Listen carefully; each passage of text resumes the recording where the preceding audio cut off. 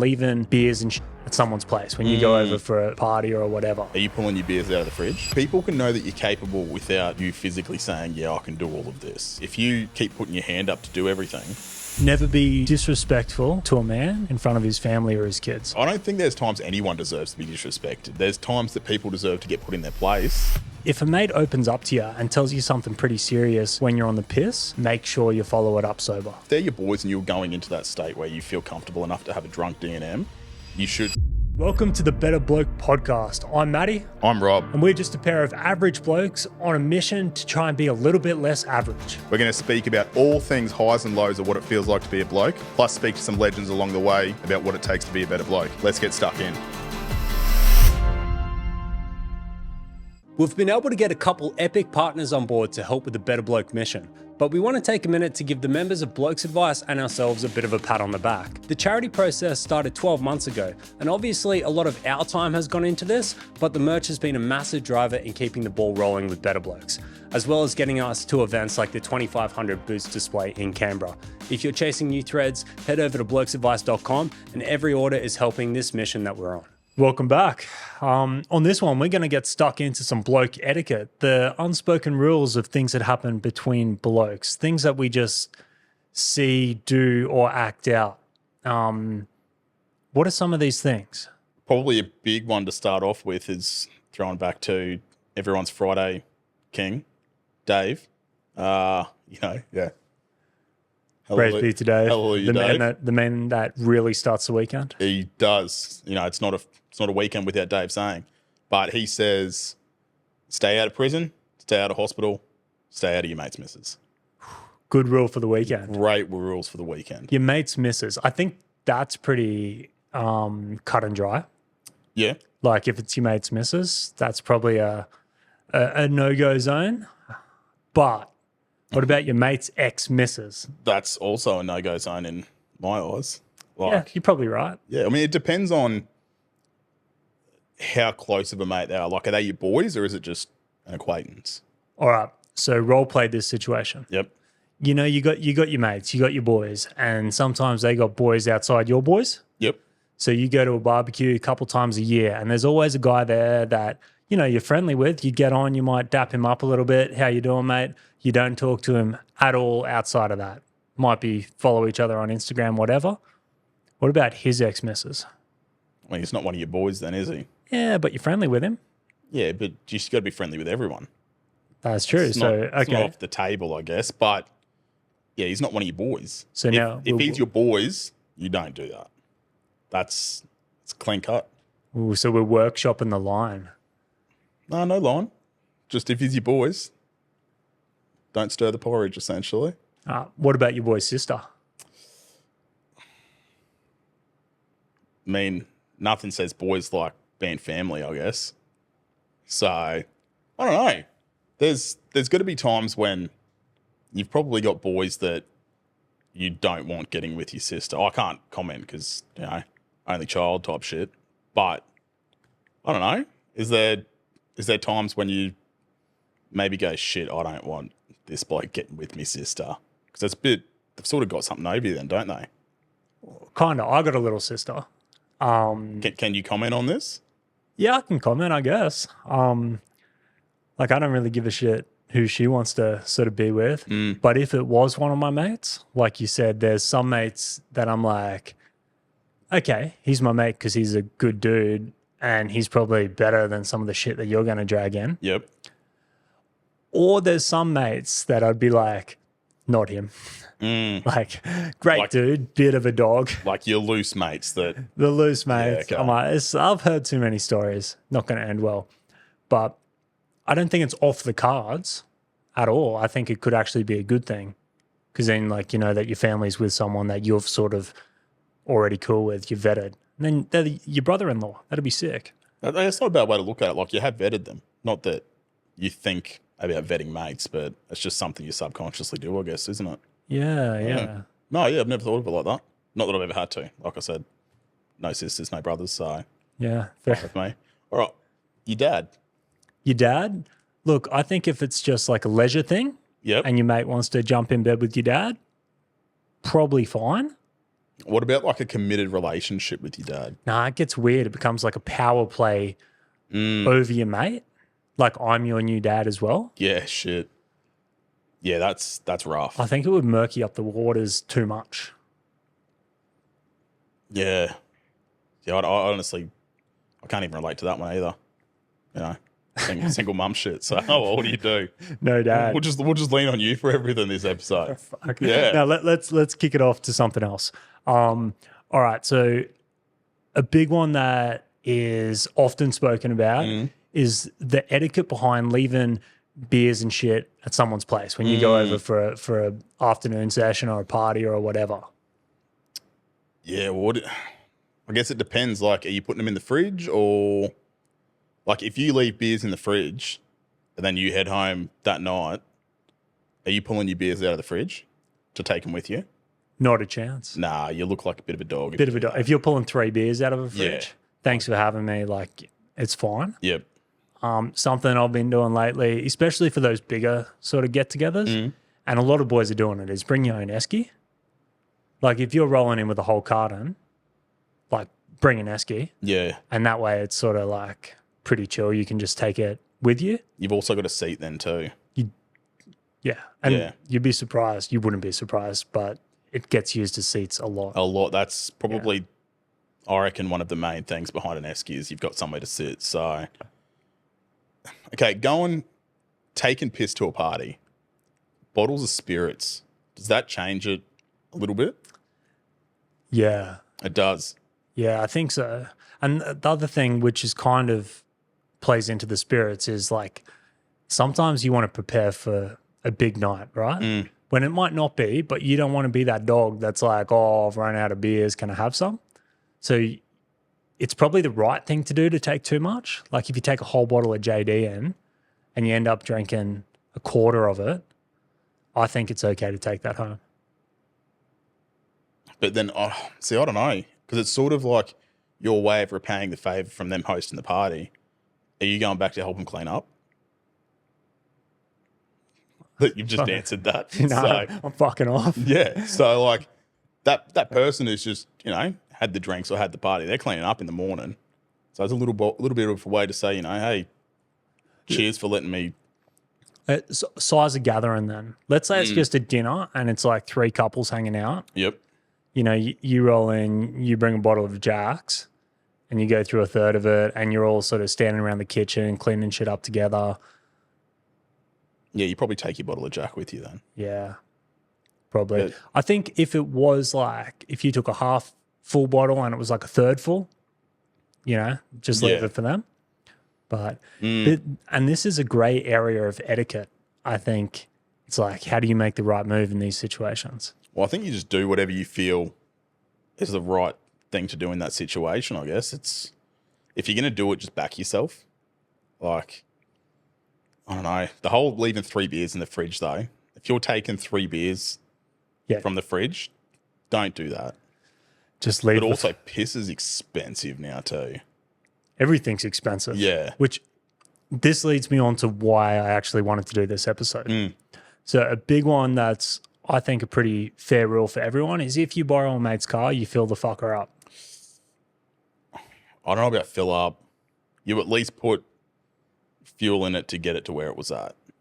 You don't necessarily have to fill it up. At least. Very dog move to leave it empty, Yeah.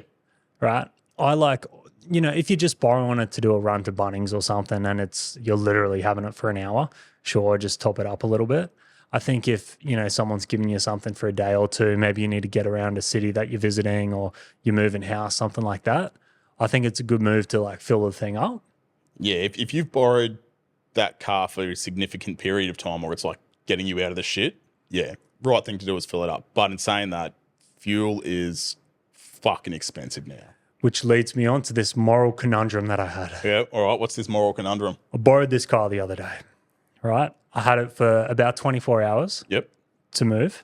I got it, probably had about a third of a tank in it. yep. I'm like, all right, cool. I'll fill the thing up. So I used it, probably got it down to like near empty. So I used a fair bit. And then in that situation, I would always fill it up to full. except this fucking thing was a Prado with a 90-litre tank and it's petrol and fuel's $2.35. Yeah, It's a $200 refill. that's a predicament. It is a predicament. What did you do? I put $130 in it and called it a day. That's a lot nicer thing to do. But did you put it up to where it was, or at least past? Oh, where it was? way past. Went to like 3/4. That's fine. But I broke my rule of going back full. I mean, sometimes you can't do it. I know. I'm like, fuck, I could have hired a van at this rate. Yeah, but you went past where you got it, so that's that's some good etiquette in my eyes. What about some like rules for life? Because that gets spoken about in the page a bit as well. It's like one was raised the other day, and I think it's something I've never actually heard said before, but it was resoundingly true. And is it, if a mate opens up to you and tells you something pretty serious when you're on the piss, make sure you follow it up sober. Yeah, I think that's a really, really good thing to do. As much as probably getting on the piss isn't always a great thing, it is a pretty good social lubricant. But yeah, you definitely want to follow it up when you're sober. A lot of the time, a sober mind doesn't speak the same as a drunk mind.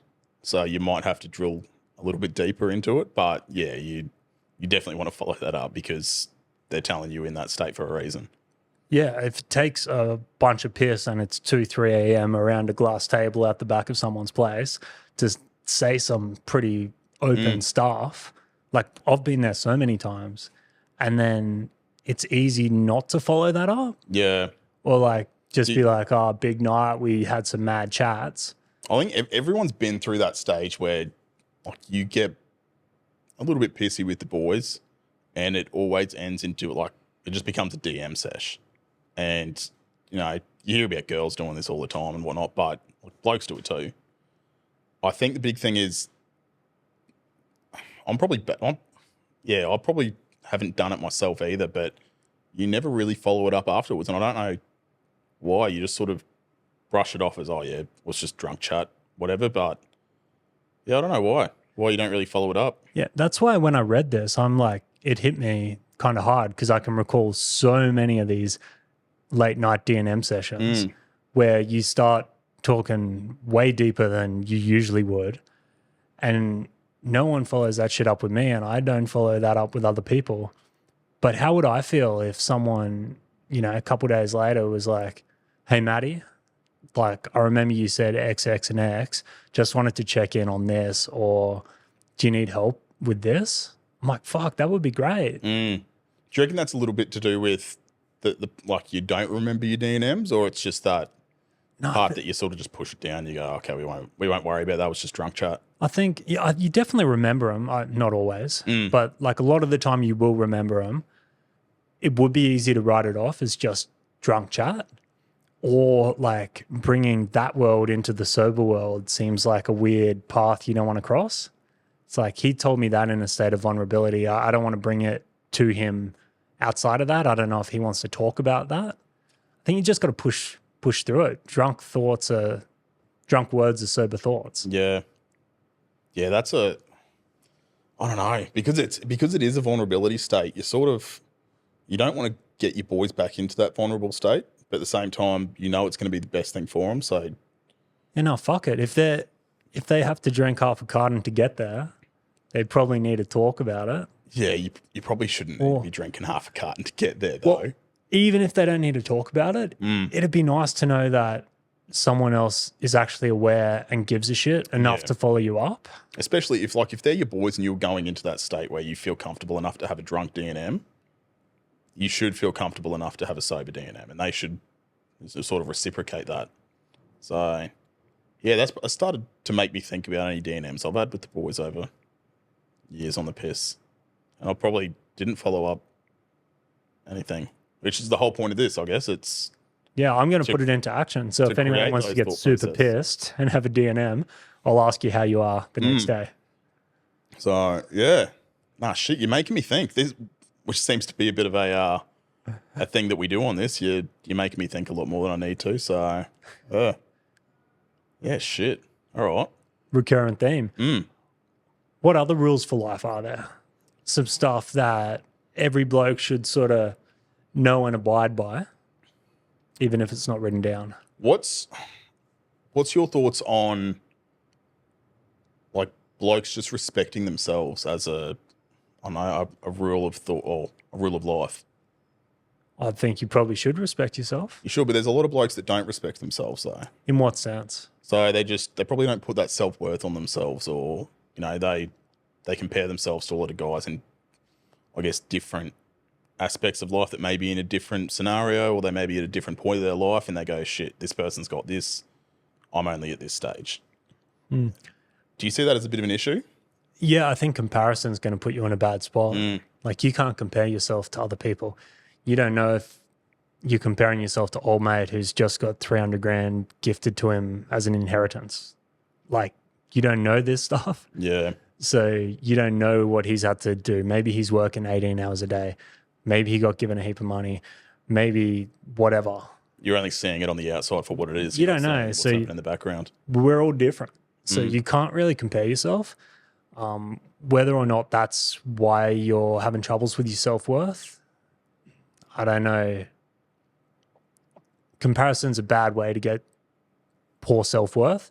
Some guys just internally are just not feeling like they're good enough, because that can be a whole bunch of reasons. Maybe it's because they just know they can do better.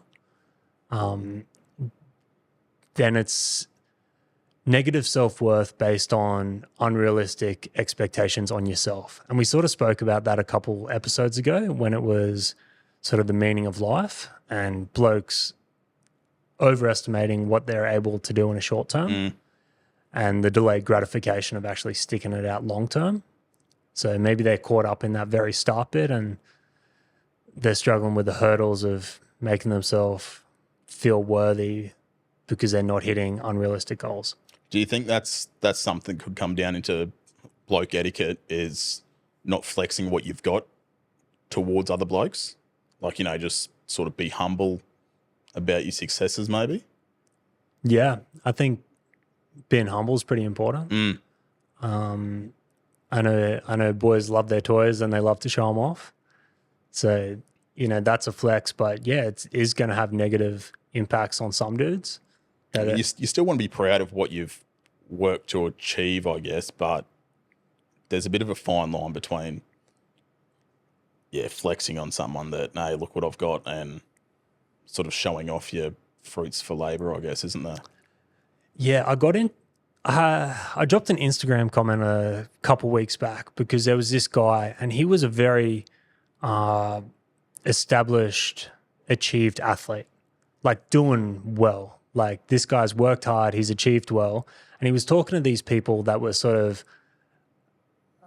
you could call them fat leftists. And they were saying, like, is some of the content you've done harmful?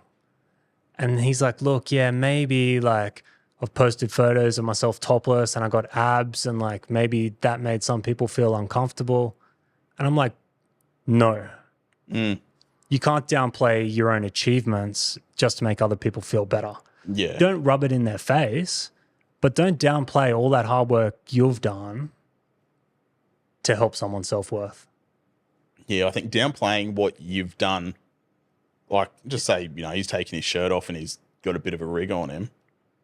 See, I don't see that as a flex. Like, he's celebrating his success, I guess. Like, he's worked hard for that. Where if he was probably calling out everyone for being a mess, maybe then it's a bit of a flex. But yeah, I guess that's that fine line where, what's flexing and what's celebrating success, I guess. Yeah, I just don't see, you shouldn't not be proud of what you've achieved because of how it makes other people feel because they haven't done the work. If you haven't done the work, don't complain that someone else has and's got the benefits. Yeah, I rate that like so much. Be proud of what you've done. Back on the self-worth thing, I think a rule for blokes that is important is authenticity. Actually being who you are and being comfortable with the people you actually want to be around. Because if you're portraying this sort of image that's not authentic to who you are, you're going to start attracting people that probably shouldn't be around you. There might be more people, You might have this circle of 10 people. You might have all these things that you don't really want because it's not authentic to you.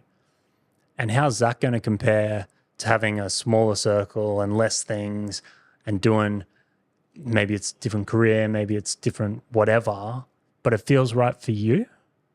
I think there's power in being authentic. I think everyone should always be themselves, but you also want to put yourself in those circles that are going to bring the best out in you. So if you're the smartest person in a room constantly, you're in the wrong fucking room. You want to be with people that are always going to try and bring the best out of you, even if they may not necessarily be your people, but that's what you want to become.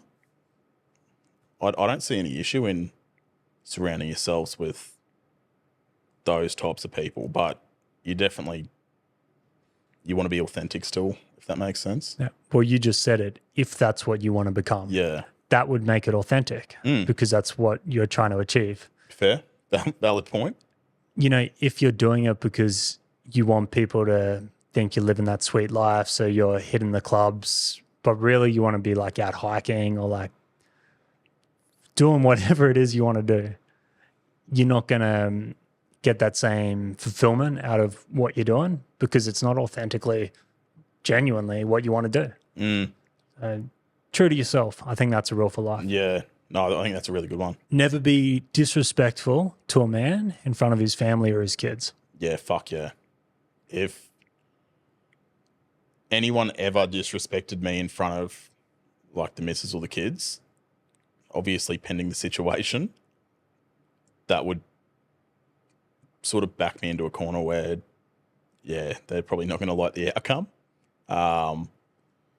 But yeah, I don't think you should ever disrespect it. Well, I mean, you shouldn't disrespect anyone. That's probably a good point to play. Like, just don't be a shit person. We all fuck up though. I'm sure there's times you deserve to be disrespected. I don't think there's times anyone deserves to be disrespected. There's times that people deserve to get put in their place. But I don't know, if you're knowingly going out disrespecting people, you're a shit person. That's true. Yeah. Would you rather a bloke pulls you aside in front of your kids to put you in your place? No, you don't do it in front of someone's kids. So definitely not. Like, you know, you can pull someone aside and go, hey, can we have a chat away from kids? But your kids are going to look up to you. If they see someone pulling you aside and putting you down or putting you in your place, in my eyes, there's sort of that, I don't know, your kids are sort of looking at you in a different way. I don't know if that's just me, but...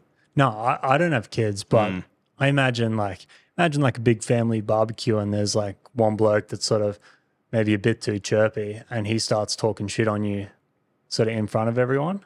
Like, obviously he's a shit bloke, but it's kind of worse that he's doing it in that sort of situation. Like, if it was one-on-one, couple boys at the bar or whatever, it wouldn't have the same connotations as it does like in front of kids and wives. Nah, you can sort of walk away from it wearing that at the bar, but... Well, you can call it back. You can sort it out a little bit better. Yeah, if someone's doing it blatantly in front of your kids, yeah, you're probably going to throw hands. Probably not in front of your kids, but yeah, it puts you in that frame of mind that a lesson needs to be taught about respect, I guess. So, but respect is one of those things where, like, respect is earned, not given, but there should still be that mutual respect, I guess. Just, you know, you should always respect another bloke. It just depends the levels of respect that you're going to give. Next one. I'm super guilty of this. Don't let your mouth overload your back. Now, that could be seen a few different ways. You know, if you're into that, that's sweet. I know where your brain went just then. Yeah. But I have a little bit of a habit of saying yes too much, struggle to say no. It's mostly like work stuff or helping people or whatever. No shit. Yeah. Yep. And yeah, you do get into this situation where you're trying to, I wouldn't call myself a people pleaser, but I like people knowing I'm capable. So I say yes to all this shit. And then it does get to the stage where it's like, oh, my mouth has overloaded my back. Like, how am I actually going to get all this stuff done? People can know that you're capable without you physically saying, yeah, I can do all of this. Like, you sort of, if you keep putting your hand up to do everything, people are just going to take the piss and start offloading everything to you. I'm aware. Yeah. So I guess that's one of those things where I guess that comes back down to that, what we were speaking about just before with self-worth. Like, you need to understand that your time is worth something. Stop putting your hand up for everyone else to do other people's shit. Like, prioritize yourself. That goes for everyone. Always prioritize yourself. But yeah. I got a new line to counter a request with. Fuck off. No. Oh, okay. Yeah, go on. Because you want to stay in the good graces. Yep. I don't think so, but I'll let you know if anything changes. Or you could just not be a pussy and actually say no. Yeah, but some of it's like jobs and work and stuff like that. So you want them to keep coming to you for those things. Yeah. I don't know. I'd rather just say no. Yeah, burn the fucking bridges. Yeah. Fuck off. Fuck it, we'll find another way. Yeah, no, I think that's something else as well, that it's sort of bloke etiquette is if you're constantly saying yes to people, you're sort of shooting yourself in the foot. Like, you need to be able to say no. People respect truth more than they respect trying to appease everyone all the time. You're going to get more respect that way. Where if you're just going, yeah, I'll constantly do this, I'll constantly do this, people just go, okay, yeah, this guy is a bit of a pushover. Yeah. I'm going to keep taking the piss. And I think it devalues your time as well. So, you know, I've had to, since we started doing the charity and all that stuff, definitely pick and choose a little bit more. And by saying, you know how busy I am, I can't do this. Yep. Yeah, it actually puts more value on your time, and people are like more gracious when you can give it to them. We definitely are burning the candle at both ends with Love this. it. It makes it good, but I don't know. I think it sort of feels worthwhile because of how much good we're seeing it do at the same time. So sort of, I think everyone's starting to understand and respect the time we are putting in. Like you said, they are sort of starting to put more worth on the time that we're actually giving them now as well. Yeah. So, well, let's finish on that. So we've been doing this about 2 months now. yep. Bit over. And the feedback's been really good. Like, we've always said this is a marathon, not a sprint, but you know, we've got the first live event done and dusted. We pulled that off.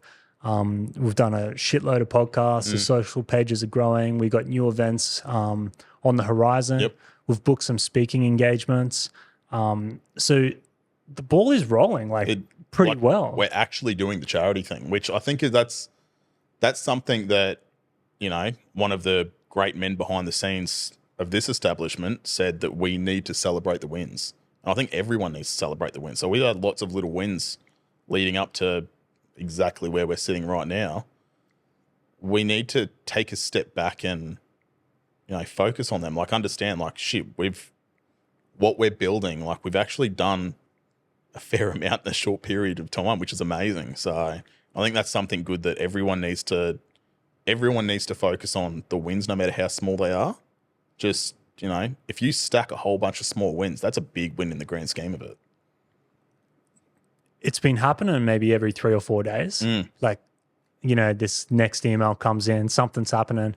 And when it is happening every 3 days, it's like, oh, okay, we have momentum. Yep. We're moving. And yeah, it's an awesome sign to see that we sort of created this thing, put it out there, because there was a bit of anxieties at the start of how are we going to transition from Bloke's advice into this sort of real, like, helping men sort of space, because there's a point of difference. To see it unfold kind of like how we planned it, it's powerful. It's really cool. It's, I think, powerful, sort of understating it a little bit. Like, it's, I don't know, what's a bigger word than powerful? Because that's what it is. Like, you know, just that feeling that, I don't know, I'm sure you felt it too, but when we did that first event, there was just this feeling of like, you know, shit, we're doing it. The conversations we had there, and the boys opened up, and it was like fucking amazing. The fact that we've built an environment where I guess like Blokes Advice is that environment where men can open up, but once you take it off the screens and you can physically see the emotion when boys are talking, and there was that comfort and sort of there was a safety behind boys being vulnerable in that state, that they were like, oh, I can talk about this. Like there's no word that can describe that that's something that we've built, which is pretty fucking amazing. And on that note, Better Blokes has sort of grown by your support. Much the same as Blokes Advice. Better Bloke is a community of guys, and we're just sort of leading that charge to do more and more of this stuff. So thanks for watching again. Keep supporting us. You can find us on Instagram, Facebook, TikTok, YouTube, the whole works. Yeah. Thanks for watching, guys. Be better. Thanks for tuning into today's episode of Better Bloke. If you got anything out of it, show some love by dropping a 5-star review below. If you want to learn more about everything we're doing, head to the description, hit the links, and follow us on the socials. If you want to learn more about the project, head to betterblokeproject.org.